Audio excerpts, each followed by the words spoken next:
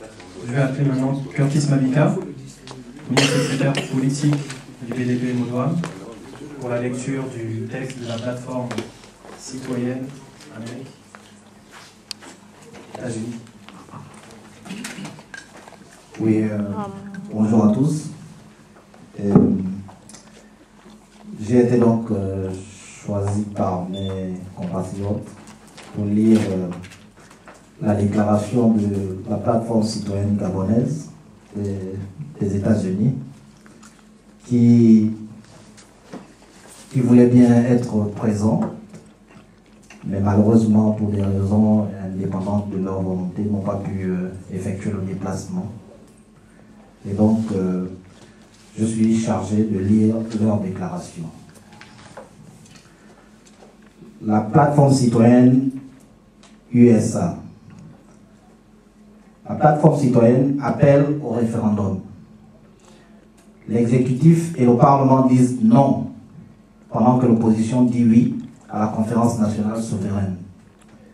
La population est supposée incarner la souveraineté du pays. Cette population a-t-elle une place dans ce débat politique? Comme tout le monde le sait, la crise politique, économique, sociale et culturelle existait déjà depuis le règne d'Omar Bongo en Ondimba.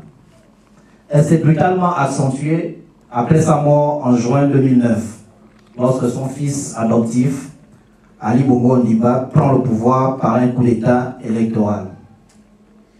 Depuis ce temps, le Gabon traverse une grave crise sur tous les plans, occasionnée par une présidence et un gouvernement qui hébergent en leur sein des expatriés, tous incompétents. La crise qui frappe le Gabon actuellement ne peut trouver d'issue honorable et pacifique que si le pouvoir en place accepte l'organisation d'un débat sincère et démocratique. Non seulement entre classes politiques, mais aussi entre toutes les Gabonaises et tous les Gabonais soucieux et surtout conscients de l'avenir de notre pays. Au regard du dernier discours d'Ali Bongo Ondimba, président imposteur de la République, devant les deux chambres du Parlement, il est clairement spécifié que ce débat, tant entendu par tout le peuple gabonais, n'a pas l'approbation de l'exécutif. De ce fait, la nécessité pour le peuple est de coordonner toutes les forces vives de la nation afin de culminer les efforts sur un objectif d'intérêt commun, celui d'une assemblée constituante, citoyenne, évoquée par notre compatriote, le docteur Daniel Mengara, ici présent, lors des assises de Washington DC. La population gabonaise n'a que trop subi et ne supporte plus de jouer le simple rôle d'observateur dans le bras de fer qui oppose le PDG émergent et l'opposition. Face au dos qui lui est tourné par ces deux adversaires politiques, le peuple gabonais de la nouvelle génération, par la voix de la plateforme citoyenne gabonaise des USA, dénonce l'arrogance d'un système politique antidémocratique qui manipule l'exercice de la souveraineté du pays par les institutions qu'il gouverne. Ali Bongo et son équipe doivent savoir que le peuple, de par son caractère souverain, est l'ultime institution du Gabon, c'est-à-dire le peuple souverain domine sur tout pouvoir, qu'il soit exécutif ou parlementaire. Étant donné que sans ce peuple, ces pouvoirs n'existeraient nullement, encore fussent-ils légitimes. Il est désormais clair au Gabon que l'exécutif et le Parlement sont incompétents sur la question de la crise qui prévaut actuellement dans notre pays. Quand bien même tout consensus devient impossible. Pour ce faire, il devient impératif et nécessaire que le peuple gabonais s'exprime directement sur cette question et ceci influencerait directement son existence. Avant que de mettre en œuvre notre plan B contenu dans le mémorandum issu de la concertation de la diaspora gabonaise des États-Unis d'Amérique à Washington DC le samedi 28 juillet 2012, que tout le monde attend avec impatience. Le peuple tente une énième fois de résoudre pacifiquement la crise en question.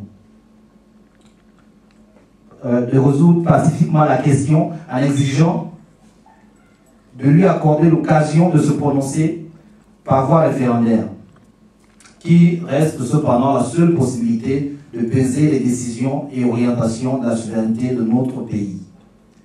Dans le cas où Ali Bongo s'entêterait, une fois de plus, à rejeter l'idée d'une consultation référendaire, le peuple n'aura d'autre choix que de mettre son plan B qui verra la formation du peuple par le peuple d'une assemblée constituante souveraine, qui se passera de l'arbitrage des institutions en place actuellement au Gabon et s'imposera naturellement à l'assemblée extraordinaire du peuple souverain du Gabon.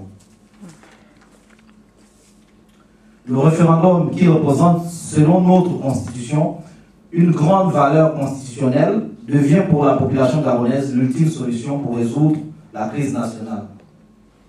L'appel au peuple pour résoudre cette crise nationale ne devrait tout de même pas inquiéter Ali Bongo, qui prétend avoir été élu à 41,7% par ce même peuple le 30 août 2009.